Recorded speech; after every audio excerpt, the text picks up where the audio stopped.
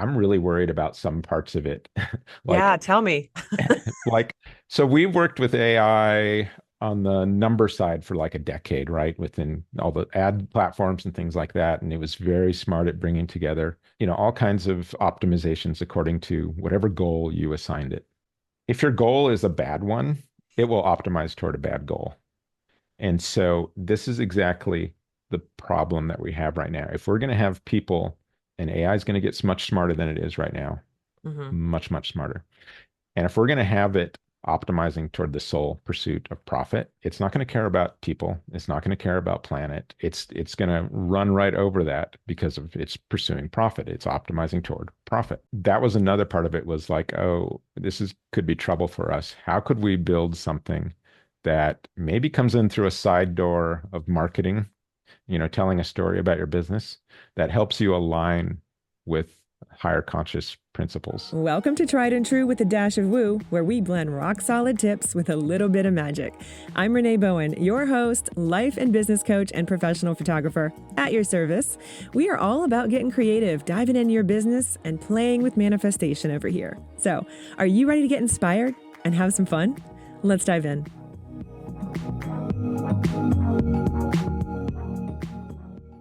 Hey, welcome back to Tried and True with the Dash of Woo. I am your host, Renee Bowen. Today, I have a very interesting topic for you guys. We are talking a little bit about AI, but not in the way that you've probably heard it spoken about. Today, my guest is Stephen Sakach. He's the co-founder of aiCMO.io and the founder and CEO of Zero Company, which is basically a pioneer in empathetic AI and marketing. And he's got 3 decades of experience in digital media and journalism and also human consciousness studies, which, again, I love the melding of those things. So we have a really interesting conversation today on the show about AI, where it's going, the dangers of what some of the stuff is going on right now, and what to be aware of, how to notice what is going on and to redirect it. And at the heart of it, why empathy and love play such or should play such a huge part in AI and in your business. Stephen is committed to embedding empathy into business. He created something called BLISS, which stands for Build Love into Scalable Systems. And he helps organizations scale with compassion. I love this conversation. And you guys are going to love it too. Let's jump in. Hey, Stephen, thanks for being here today. I want to just dive right into this topic because I think that you have a very interesting view of what we're going to be talking about today, because you've had a very interesting career path from journalism to AI, consciousness, and I think we have a lot to talk about. But I want to ask you real quick, how do you define empathetic AI, and what does that really look like in a real business setting for you? Yeah, for us, particularly in the business setting, we really use it a few different ways, but one of them is kind of on the empathetic marketing side of things. And so what does that mean? It's really marketing that looks at how you feel, and versus the whole transactional kind of idea of, talking about features and benefits and things like that, right? That's kind of boring that everybody does. And we want to get a little deeper in telling your story. And so to do that, we really try and build this sort of empathetic process around your business.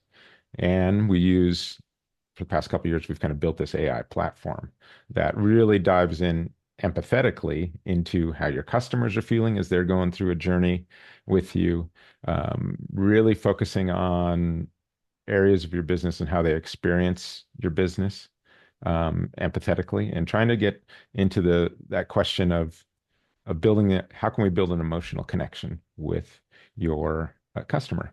And turns out if you can do that, and if you can do it through empathy, that's often, the most profitable thing, and not just the good thing, but the most profitable thing to do, because you really can build that emotional connection. And when you build an emotional connection with empathy, you're going to have 306% higher lifetime value than a satisfied customer, right? So you got someone who's just satisfied with you, hey, great job, whatever. But if you're able to get to that point of that empathetic, emotional connection with someone, that's where you're going to build that longer lifetime value. And one of the great things about AI is it actually does a pretty good job of getting into our minds a little bit empathetically, and it's getting actually creepier Yeah. at being better and better at this. Is getting a little scary sometimes on the empathetic side. But it really does kind of get into our minds a little bit and help us see from, whatever your business is, the perspective of your customer, why they're coming to you, what their problems are, what their fears are. And there's a lot of emotions and things connected with it that it really does help you pull out, which is kind of a complicated thing. But what we're doing is trying to make that simple for any business to be able to connect that way, versus, having to have a whole marketing staff and things like that and really going through that process. Well, okay, so we're going to get to the AI aspect in just a little bit because I am fascinated to get your take on all of that. Because it is changing so quickly. And like you said, it's gotten scarily good at some things and also kind of weird lately. I mean, you know what I mean? Like it's a big topic. So I Yeah, definitely what are you want to seeing? dive What are into you seeing that. on the weird side? What are you seeing on the weird side? It's been super glitchy. Well, first of all, like it's been really glitchy the last couple of weeks, but what I have seen a lot of happening recently, like, and I've been talking about this a lot on just to my communities and just noticing it for myself, is that if we're not careful, like it's such a hype person, right? Like, and I think there's a like lot of like, exactly there's like some this danger there. sycophanty thing, right? Like I Yeah. think at some point it'll be really good at like coaching, but right now it can be such a sycophant to you Yes. that Yes. it actually enables Hmm. problems. And I've seen people kind of spin out with this Hmm. because there's this study at the University of Zurich. They got into trouble for this. They went onto Reddit and they used AI to see how they could change people's minds versus humans, and Hmm. compare the two, who was better at changing people's minds. Turns out AI was 6 times better, being more persuasive. And so what's scary is, yeah, we're at just the beginning of that. But what's scary is, like you bring up, is that it can be very persuasive in an kind of an unhealthy way. And as like coaching and Yeah. stuff, that sometimes you need hard truths about things. And it's trying to be your best friend sometimes right now. And it Right. just sit in your ear. And I do think this is a big point for AI, because as a person, I think it's going to amplify, AI is going to amplify whatever I believe in some way. Yep. So if I've got better angels, good, right? It's going to amplify that. If I've got inner demons, uh-oh, this is a little bit Hmm. of trouble on an individual basis. And so, yeah, I was curious where you're going with that, because I do totally agree with that that's actually a big problem. Yeah, it is. And, it's interesting because one of the women in my group coaching, her brother works for OpenAI, and we were having this discussion in there.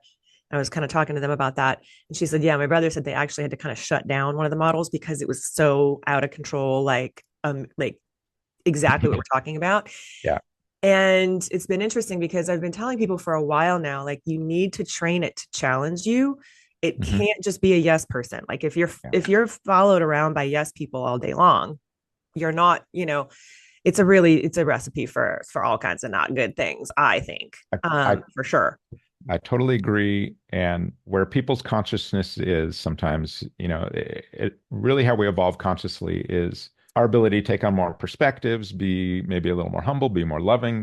We go through that process. But if we're still very egoic and, Hmm. have narcissistic tendencies, this is the worst thing Right. to amplify that, right? It's just going to be that little voice in your ear telling you all the wrong stuff. You're amazing. You got this. Like sometimes it's like unhinged. I'm like, okay, calm down, girl. Like we don't need, I am not that awesome. Like, but that's the thing is like a lot of people aren't really training it. They're like, oh my God, this is great. Like for people who have issues with that too, who like really do need the pump up, who really do need all of that, I'm a little concerned about those people because they're not going to recognize it, like you said. And like you also said, it is essentially a mirror. It is a mirror of you. And so we really need to be careful on how we're training our, AI and also what we're sort of bringing to the table and how we can teach it to also sort of challenge us, which kind of leads me to where I want to go with what you were mentioning before about empathy, showing up with empathy, and how important that is for your customer and your clients. But it's so important for us also as the business owners, as a lot of my listeners are solo entrepreneurs, it's just them sort of running their business. The marketing can just feel really, really heavy and a lot. And I'm always talking about, you need to root into your purpose and really Yes. lead from that. Preach. So you Preach. talk about that a lot as well. What difference does that make that you've seen? I mean, it makes, I'm going to say all the difference Mm-hmm. because there's levels to this. I think right now, if you look at, there's data out there that only 21% of people at work are engaged, meaning 4 out of 5 people are disengaged, meaning they're not finding meaning or fulfillment with what they're doing. And they're spending day after day, hour after hour, week after week, month after month, doing this unfulfilling, kind of soul crushing, soul sucking work that it doesn't have to be that way because sometimes it's even just a small paradigm shift in how you view your work. And so if you can find a higher purpose Mm-hmm. in what you do, suddenly everything kind of changes from that perspective. Your energy changes, right? And that's a huge thing. It's like now I'm not feeling that grind as much, that I used to be feeling, and where I couldn't wait till Friday or couldn't wait till the end of the day. Because now you kind of have this sort of higher purpose in what you're doing. And that really fuels your ability to do more of it. Mm-hmm. And I think from a marketing standpoint, one of the biggest problems we have is that we are telling very uninspiring stories about our business. And you're probably feeling it. You're trying to tell a story, but it's about, hey, here's the features, here's the benefits of my product or whatever. And it's just not inspiring you. And so it's a grind, right? But when you're talking about something that's meaningful to you, something that's important to you, important to your soul, you're going to be able to talk about that all day, every day, and just bring as much energy to that every time you're talking about it. And so one of the things we do with our software, which is the AI Chief Marketing Officer, aiCMO.io, if you want to go there, but Mm-hmm. it really starts at that purpose point, is trying to bring you through this exercise of AI prompting us to figure out your higher purpose in your business. So it goes through a bunch of questions and then it does some follow-up questions on its own that it thinks will help bring that. And then it comes back with all these purpose statements for you. And we just want you to just figure out, does one of these align with you in some way? Mm-hmm. And usually this is one of those wow points where when we're done with it, people are like, oh, wow, I love this. And once you align that, now we're able to tell stories around that purpose a little bit more. And now, like I said, this is what kind of changes everything. This is what will change if you've got employees, this is what will get them a little bit more fired up about what they're doing because you're telling a story about your company that has some meaning versus before where it's just, hey, here's the product, here's the features, here's the benefits, and it's killing people's souls. But when you get to that purpose and you're able to pull that out in your business, what happens is you go from that soul sucking machine to something now that it's like a living organism that you're feeling a part of. You see your employees get engaged. You see your employee, retention go up. You see all your marketing go up. Everything starts to become aligned because you're getting aligned around this higher purpose. And if we look at organizations and businesses that have kind of evolved into some of these higher purpose businesses, this is really one of the key touchstones for them for making that leap is finding that purpose. So it's such a huge thing. I can't state it enough. Keep focusing on trying to figure out that purpose statement for you. No matter what your business is, there's always something there. And there are a lot of stories about how I think like Simon Sinek tells a story of this person at an airport who handles your luggage and has to go in for Christmas time, and the family's kind of bummed. And he's all, no, actually, my job here is to help the grandmas and grandpas and families get to see their grandkids. And so it's very important that I be there and do this for them on those days. And so if the weather's cold or hot or wherever, he's out there, he understands kind of his higher purpose of what he's doing to a job, that was really just a small paradigm shift in how he viewed his job. And it changed everything for him. I love that you brought Simon Sinek up too, because like I talk about him all the time, but a lot of the way that I do deep dive purpose work with my one-on-one clients is based on a lot of, the way that he kind of speaks about it as well.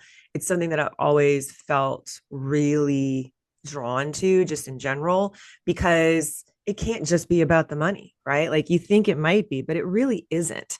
It's Yep. not really what you're after. You're after freedom, you're after time, whatever it is. But if you're only doing it, like you said, it just becomes this grind. And I feel like even with creative entrepreneurs, whether, like whatever sort of creative business they have, we usually are drawn to them because we're like just good at it. We're just like naturally good at something. And somebody along the way tells us, oh, you should do that. You should make money. Or maybe we think like this would be a good side gig to start. And then it becomes maybe the main gig.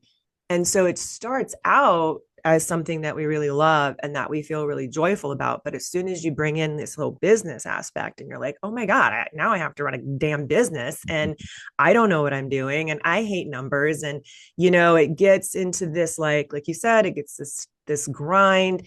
And then it sort of takes this other different path. And what I really feel passionate about is helping, well, first of all, helping creative entrepreneurs try and glean that purpose. I'm always saying like you're living it already, but like we're taking out our highlighter and just like highlighting it, but also like helping people get back on track, because once you get that dialed in, then all your marketing is so much easier.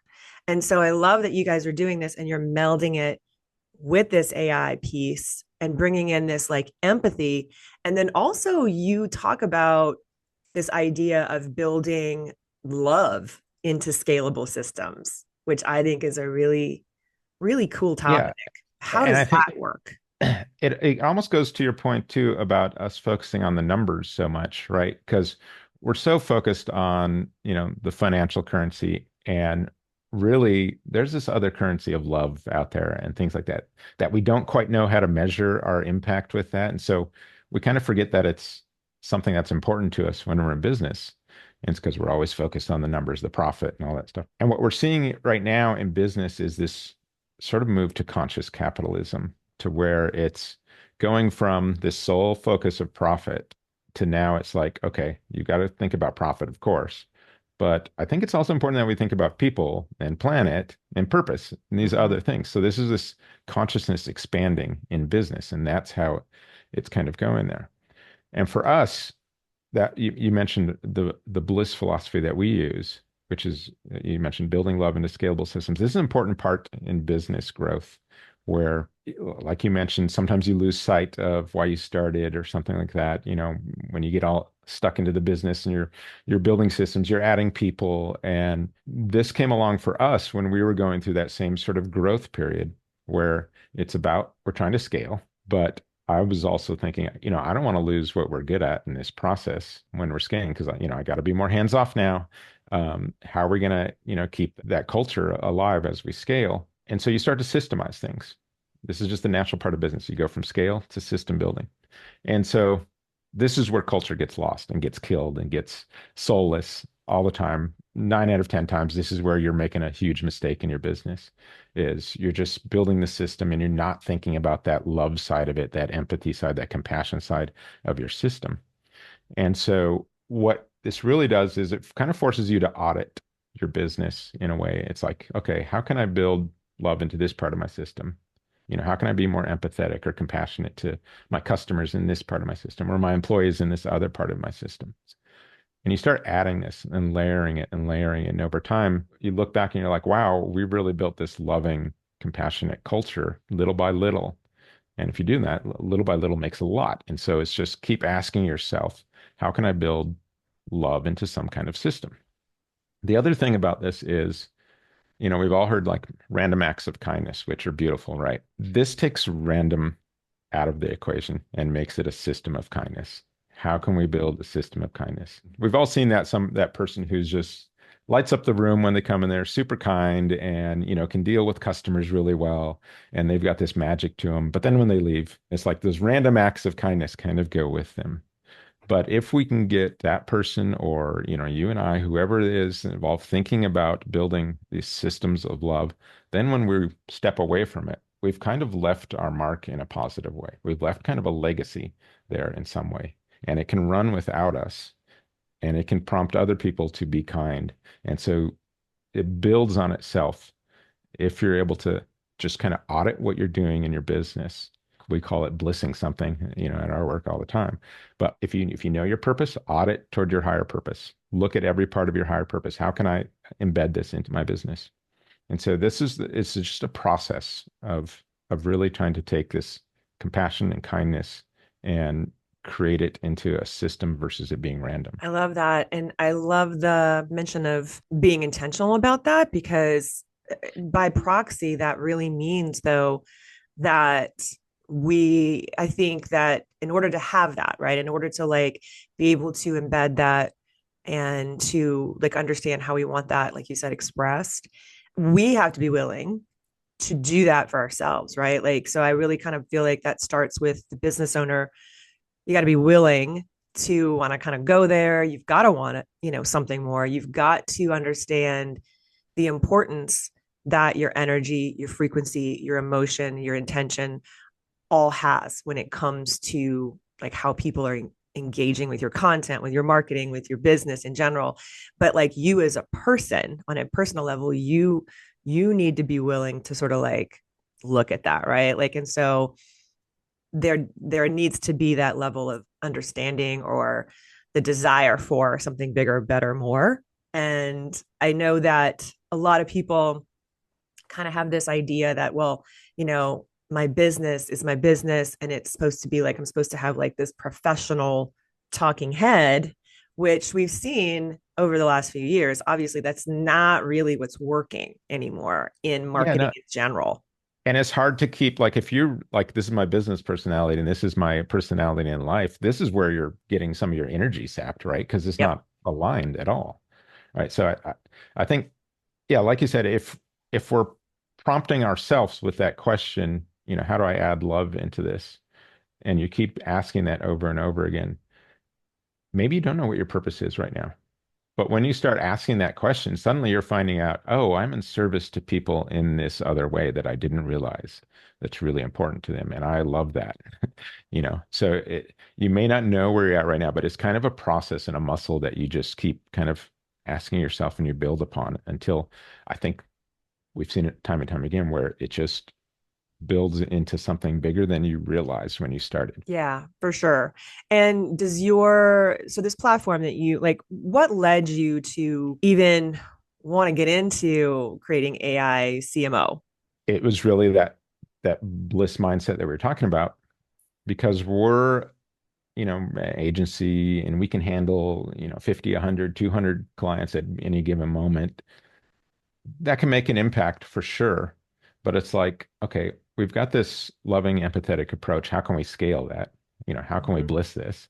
And as AI kind of evolved to that point, we're like, you know what, we could build our own chief marketing officer the way we want. That's asking us questions about empathy and helping us tell stories about our higher purpose and things like that. So it was just really this natural step as the technology came along. And the other thing about that too, so that's kind of the natural step about it. But then as we saw and we were talking about with AI, I'm really worried about some parts of it. Yeah, like tell me.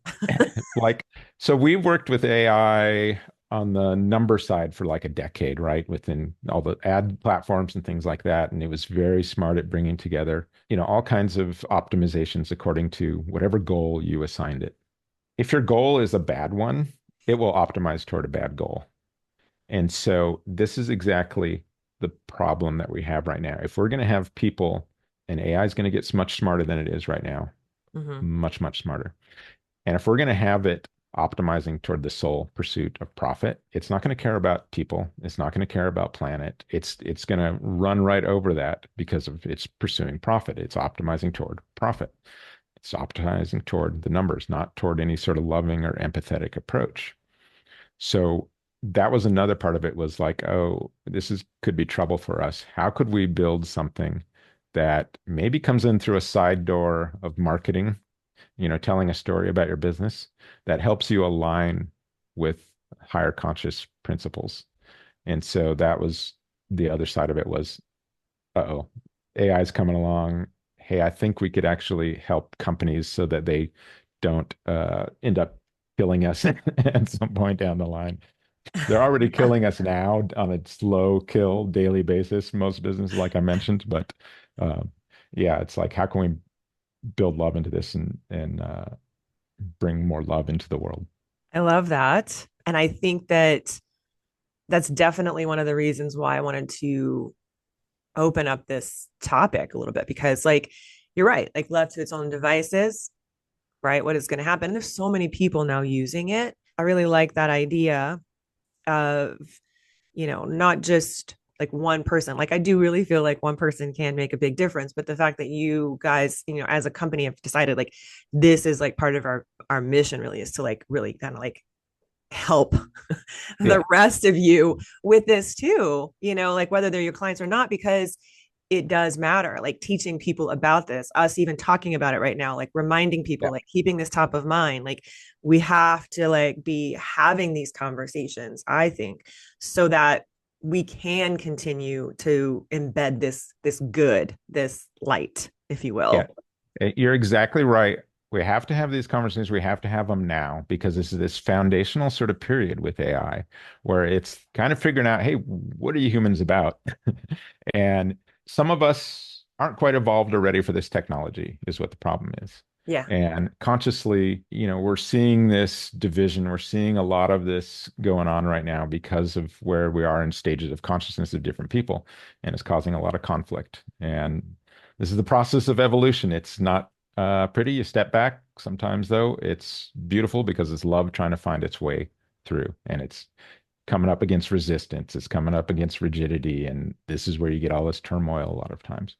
But really, we're in this foundational stage that we really need to set the tone and have these conversations and make sure that, we're all sort of aligning towards something beyond just, this soulless profit pursuit, which is what we do most of us on a Mhm. daily basis. Like I said, 80% of people out there is like, this is their job on a daily basis, is just this sole pursuit of profit. And we have to move beyond that. And I know, I mean, it's hard. Like I know there's a lot of people out there who are like, well, and I'm always kind of talking about this too, is like you're going to find proof of whatever you're looking for. So if you are, it's just the way our brains are wired. It's not even just woo stuff. It's like literally our brain. And we're going to continue to find proof of like, oh, the economy is bad, or like, I have to be focused on this because everybody else is. And the rat race of social media and consumption, blah, blah, blah, all that stuff. Right. Like, I feel like we can easily get trapped into that, get sucked into that, get like stuck in that place. And so, what are some of the things that you do or that you guys do over there, like even with any of your clients or any of the education that you guys help your clients with to make sure that they are staying on this track, like that listeners could use in their own businesses? What would you suggest, even like, especially with the AI piece of this too?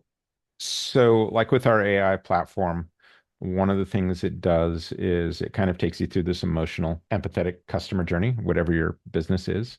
It Mm-hmm. tries to get into the head of your clients a little bit so that you can empathize with where they at different stages. And that even goes beyond a whole bunch of advertising and emotional connection you can do prior to them becoming a client. But then, even once they become a client, this is the kind of a key period, is this consumption emotion or this consumption experience they're having. And there are 17 consumption emotions, if you want to get technical about it, that happen when someone's using your product or service. And if you want to get to that emotional connection, you really have to kind of think about those in a way. So one of the tools we have on there, it helps you with like surprise and delight, like doing something unexpected and extra for someone in your business. So your customer, they weren't expecting this at all, and you went above and beyond with something. And now suddenly this is creating that emotional connection with them, and it's also kind of usually when you're doing that something extra, it's kind of an act of kindness in a way too, right? Because you didn't have to do that, and they know it, and you kind of know it, but it's, oh wow, you went beyond, above and beyond for me. It's kind of this act of kindness. So you build this connection in that way. So we have tools for that too. So we're trying to take your customer all along this path from a really empathetic point. Mm. And then once you're able to do that, once you find your higher purpose, it's like, okay, what's your marketing look like? You want to do blogs, you want to do email, you want to do a social posts. We can do all that behind a single high purpose campaign idea, just button clicks, and it'll help you produce content that's maybe would have taken you a week or even a month to come up with the ideas, but it'll do it in like 5 minutes for Mm-hmm. you, come up with this full plan. And the other thing we do as marketers, we know there's so many techniques out there. Even someone, I've been in this for 3 decades plus, always learning something new. It's never the same. So what we brought in was we have 100 different expert techniques on all these different things in there so that you don't have to worry about using the latest or greatest, or, you can just kind of select from ideas and concepts that make sense to you, but it's really rooted in this sort of expert technique in there. So we just wanted to make it as simple as possible for people, and that's always going to be a work in progress for sure. And it's getting better. But the idea is to really help you build kind of this connection with people. Mm-hmm. We're so divided right now. We're so disconnected and stuff. But really, these kind of acts of kindness, acts of empathy can bring us together in this business setting. And the thing about business is we've got a lot of money that we can spend on our advertising if it's working. It turns out this is usually the best way to go. It works really, really well. So, you may have seen some really good like viral campaigns out there. Like Dove is a classic example of the Dove Real Beauty, right? Mm-hmm. Recognizing, how women felt about themselves, and they kind of changed their marketing about 20 years ago to being more of this authentic, not this ideal view of beauty. I've got a daughter and she's constantly hit by social media imagery and all the time. They could spend a lot of money doing that same thing like everyone else is doing, or they could spend billions of dollars putting something good into the world with that advertising.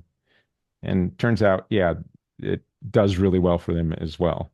But you're able to get this ad spend and use it for good. I think that's ultimately for us, that's a big win. So we're constantly kind of taking our clients through that process, trying to find out how we can build love into something so that when we're using that ad spend and we're putting good into the world instead of more noise out there. We are the most marketed to we've ever been in our lives right now. It's constant. Yeah. So there's just so much noise out there, and most of it is kind of garbage.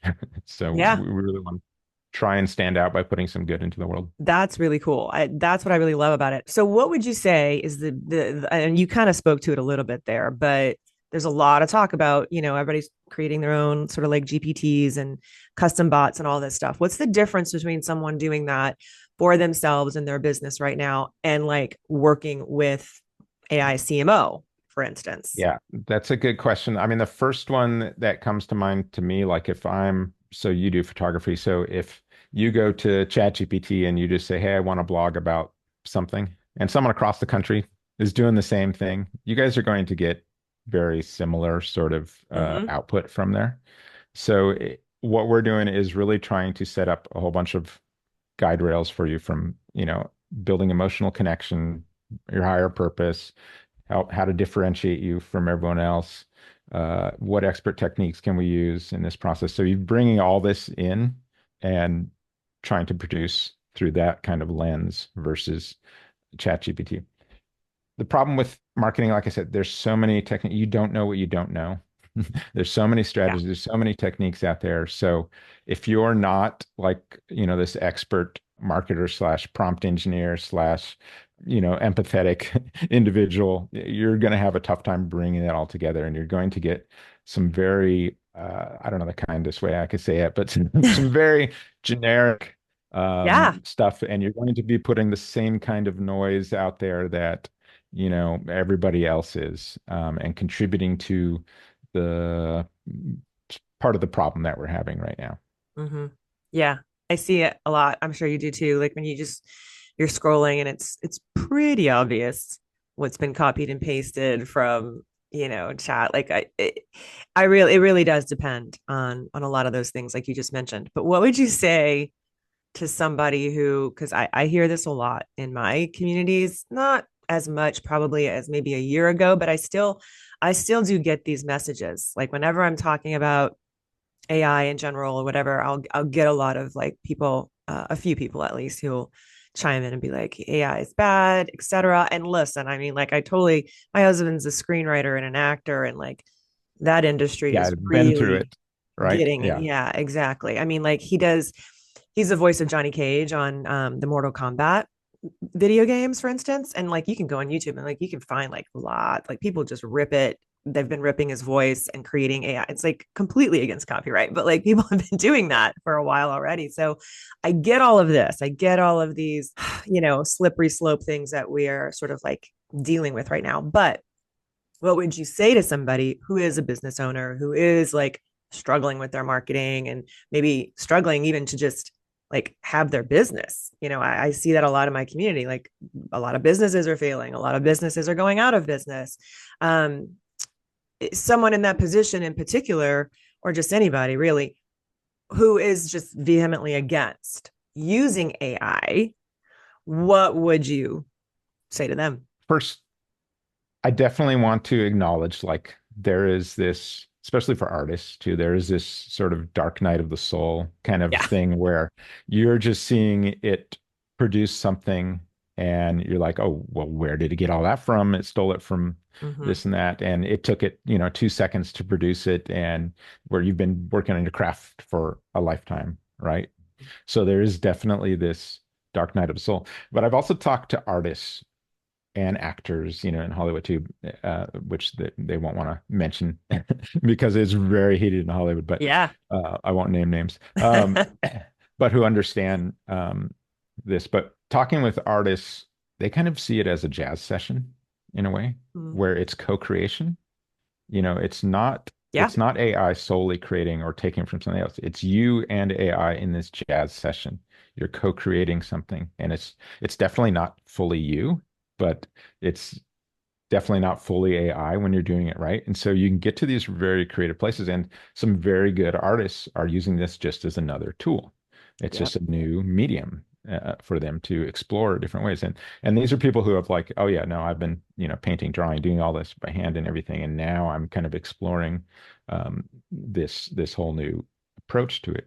But it's very much this jazz session co-creation process. So think about that first. I mean, that's one of the thoughts I would say. The other is that what we really want to use AI for is to prompt us to be better humans. Yeah. Instead of us prompting it, we want it to Ideally. prompt us to be better humans if we can get there. And I think it can be very, very good at that if done right.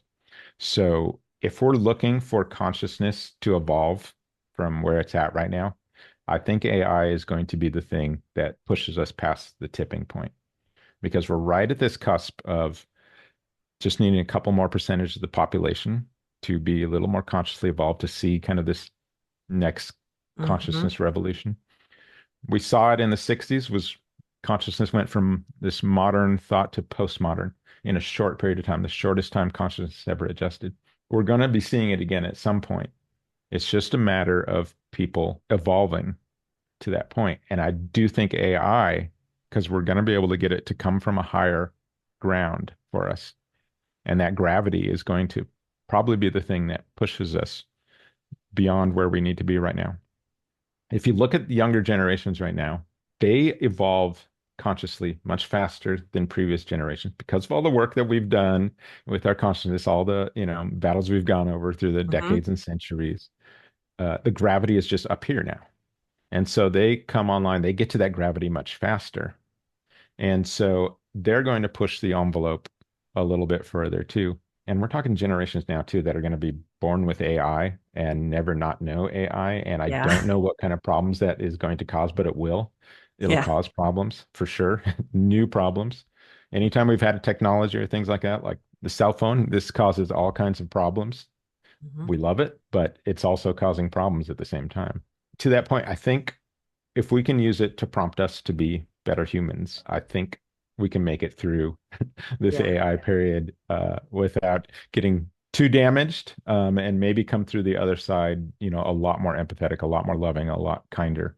And hopefully that's the kind of AI that we're building in the process. But yeah, no, I totally get where everyone's coming from with this. It is soul crushing at times, when you see Yeah. what it'll be able to do, especially artists, especially in the, Hollywood ecosystem. You're just like, oh wow, what Yeah. took 1,000 people to do, at some point it's going to be able to do. Oh And yeah. that's just, and Yeah, they that's just, just came out, what was it, this week, about the commercial that was shot start to finish, all actors, voice, everything. But it's interesting when you look at the comments on some of those posts, it is pretty much almost 100%. We're talking like a lot of comments. I went through a lot of these comments because I always like to see like what people are thinking and saying about this kind of stuff. They were, well, I won't be buying from this company. I don't want to, I don't want this. I don't want this. I don't want this. And it's very, very interesting. So I think that although we can do it and companies are, doing it, it's going to be interesting to see what kind of backlash there is, if there is one. And as it evolves, and we can't tell that it's created by AI because, we're basically almost there. We're getting there, daily. The genie's out of the bottle, basically, Yeah, that's the problem. Really. The genie's out of the bottle. It's not going back. We need to make sure the genie's not going to give us some Right. sort of, nightmarish Yeah. scenario in the process, like genies typically do. But yeah, no, I think this is one of the things we do is we talk about a lot of things around your business that aren't marketing related that relate to you being an authentic kind business. Mm-hmm. And we don't want to be telling a story that is just a story where you're just talking the talk and you're not walking that talk. So, we've got a podcast where I don't know, we're 200 episodes in now, but we bring CEOs in and we're talking about love in business and building authentic businesses and all those little things around your business so that when you're telling a story or using AI, we want you to make sure you're a good citizen in the world in this Yeah. process. People will give you maybe a little more leeway on some of that stuff. If you're just about profit and you're using AI and you're hurting, thousands of people in the process, I'd say probably look out. Yeah. You're going to be in trouble because, like I mentioned, the consciousness of people right now, it's kind of evolved to a point where you're going to get some pushback. Mm-hmm. And we're seeing that in a lot of ways politically in businesses where, with businesses taking out DEI and things like that because of this Yeah. consumer battle going on right now. So there can be another consumer battle with AI. But what really needs to happen at these companies is you need to take more of this conscious capitalist approach. You need to be more authentic. You need to think more about people, more about your planet, more about your higher purpose in the world and the role that you play. If you do that, and then you start using AI to amplify that good, I think people will be on your side for that in the long Yeah. run. I agree. I love that. Before we sort of start wrapping up, I always like to ask people, we're going to segue just a little bit because we've been talking a little techie stuff. Really love all of this marketing chatter. I think it's interesting to me, but I know it's interesting to people who listen to the podcast as well. But I want to also kind of dive in because I like to ask my guests, okay, well, how woo are you? What's your favorite? Like, what keeps you grounded? What is your like sort of, practice that keeps you connected, or grounded, or something interesting that you do that helps you Yeah, as a I human? mean, certainly I've got, like a lot of people out there meditate daily and things like that. But I would say if I had a superpower though, it's probably like lucid dreaming in that Mm-hmm. I kind of view this as sort of like a sandbox in a way Mm-hmm. where you can work on yourself. It's like, whoa, why did I get triggered about something in there? Mm-hmm. And you get deeper into that process of understanding, why you went down this path and this dream, and why you reacted a certain way. And it's been kind of this fascinating journey because, I can typically always remember my dreams, or I can be in a dream where I like, I've got a client tomorrow. I need to work on this thing that I haven't worked on yet. Let's work on it right now and be in that kind of flow state in the dream, which is pretty cool. Yeah. But I do like the aspect you mentioned, kind of working on yourself. It is this process of being able to uh, bring out these kind of even do shadow work or things like that, right? Where you're suddenly, something scared you, or why did you get mad about something this way, or why would you react that way in this subconscious sort of state, where things flow a lot freer. That's really one of my superpowers. That keeps me grounded all the time. I rarely have nightmares, or I rarely have, That's so cool. things where I get angry, but it's constantly doing this audit of like, what did I think about last night? What did I dream about? Going into well, why would I react that way? Going into the stuff beneath the surface of it. And Have you it's always without been like, able to do it? Or like, did you have to teach yourself how to lucid dream? I've always been able to do that, I think. Okay.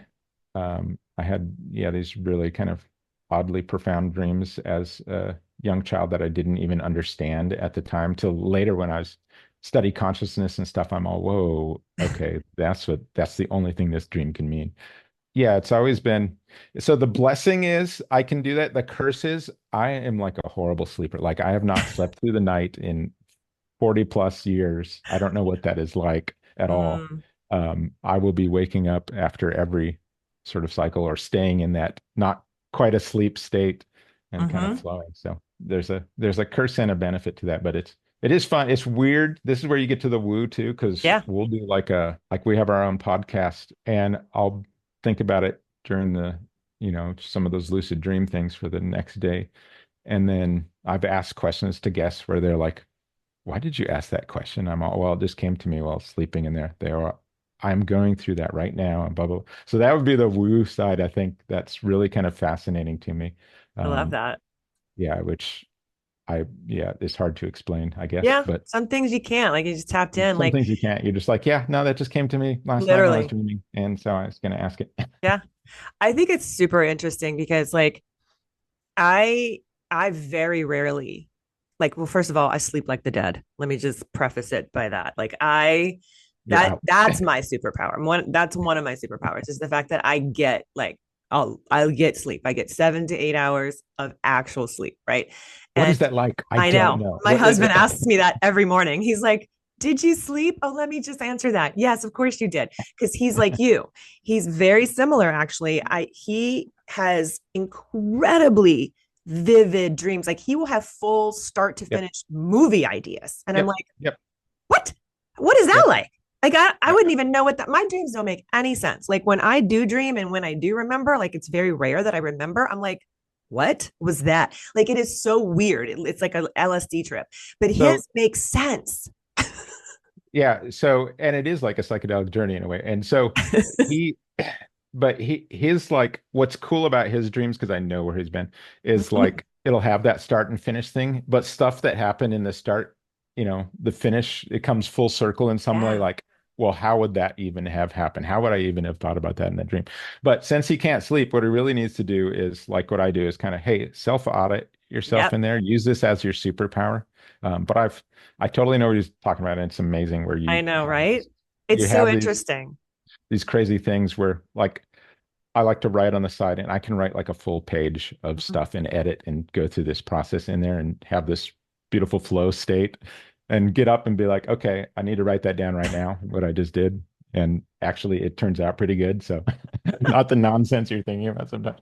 Uh, That's but awesome. yeah, no, it's a curse and a gift. So he needs to dive into the gift part of it and Yeah, he has. don't I be mean, mad at like, you for sleeping through the night and no, he's past that point. You're right. I mean, it's been like this his whole life.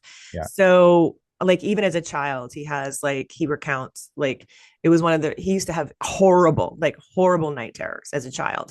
And he said that the way that he got through it, I think he was like 11 or 12 when he did this, but like he went to sleep and he said, I don't know how he knew how to do this at 11 or 12. I programmed my mind to wake up. I told myself I want to wake up when I am being attacked because there was always like this demon or something. And, and he's like, and I want to wake up with a lightsaber. And I want to wake up and like, because he's a total nerd. And he's like, I want to wake up and, battle this thing with my lightsaber. And he did it. And he said, ever since then, he didn't have that nightmare anymore. And so ever since then, he's been able to like do these things. And I'm like, that is so cool. Like I love programming myself. Like what I do is I tell my unconscious mind, like, hey, while we're sleeping and while we're getting a lot of good rest, I want you to run in the background and I want you to work on this stuff, but don't wake me up. Like I Don't literally am wake me very up, just work intentional on it. about that stuff, right? Like work that out, kind of work through that so that when I wake up, I feel refreshed and I feel like I can tackle this or whatever.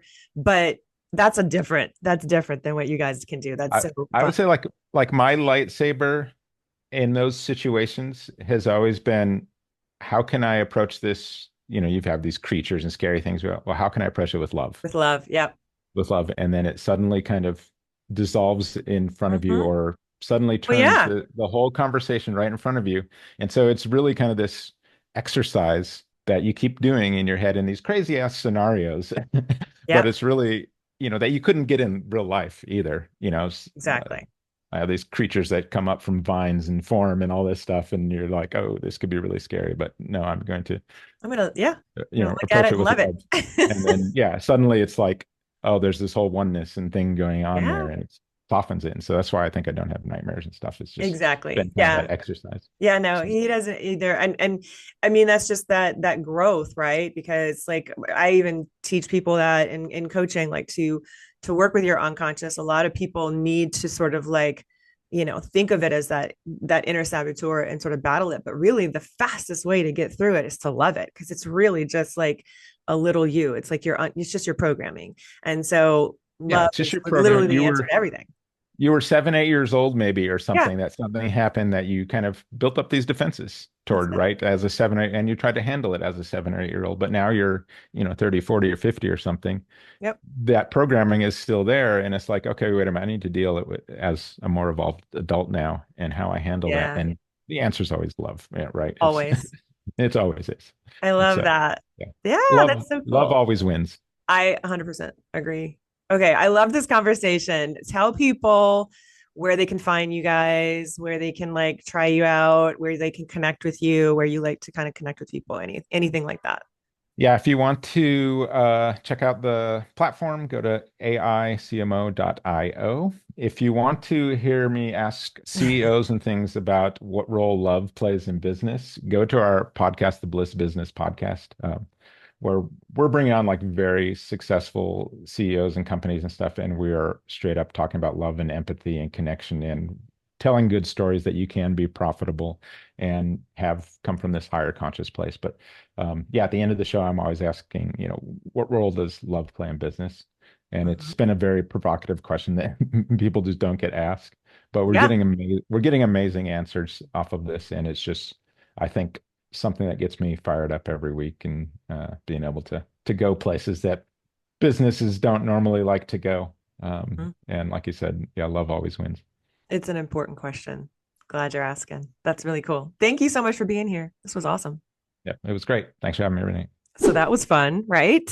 Not only did we have a techie sort of nerdy conversation, but we went to some really interesting higher level stuff there. And that's exactly why I started this podcast, is so we could have conversations like this and meld these worlds. I don't know about you, but like I think about all this stuff, and I think about how all of this is impacting us and how it's going to impact our kids and future generations. And one of my missions, as you guys know, is to, help other people, help business owners, solopreneurs, photographers, creatives, especially really hone in on what makes them the most them they could be, right? Like I'm always telling you, be the most you that you can be by rooting into your purpose, by highlighting it in not just your marketing, but for you as a person, as a human, so that you can then also spread your purpose, your meaning, your love to the world. It's a big deal. This is really important stuff. Okay. We are in a world, a period of time that is chaotic AF. Okay. We can all agree. I don't care what you believe. I don't care where you land politically at this. Like, I think that we can all agree on one thing, that things are a little wild right now. And AI is just going to get a little more wild as it progresses. I mean, it's not going anywhere. I understand that there are some fears, but I really love Stephen's analogy there of, thinking about it as a piece of jazz music, right? If you know anything about that, you know that it's a collaboration, and you just kind of have to sort of ride the wave sometimes, right? And I do think that we need to be paying attention for sure about like what's going on and how we're using it, and also making sure that we are training it to not be a yes person, right? Like don't be a hype girl, but also that we are open, that we are curious, that we are in flow when it comes to all of this, and willing to sort of see what's going on across the board, even if and especially if you don't agree what's going on, because I mean, whether you like it or not, it's happening. So you could bury your head in the sand, or you could at least just be paying attention. And so that's another reason why I wanted to do this show and kind of bring up this topic in a slightly different way than I think it's been spoken about before. And I hope you guys got a lot out of this episode, as always. And of course, I would love to hear what those takeaways are. If you want to hit me up over on Instagram at Renee Bowen. Of course, I also love it when you leave reviews, and you can do that super easy at ratethispodcast.com/Renee Bowen. I hope you guys have a great rest of your day, rest of your week. Love you. Bye.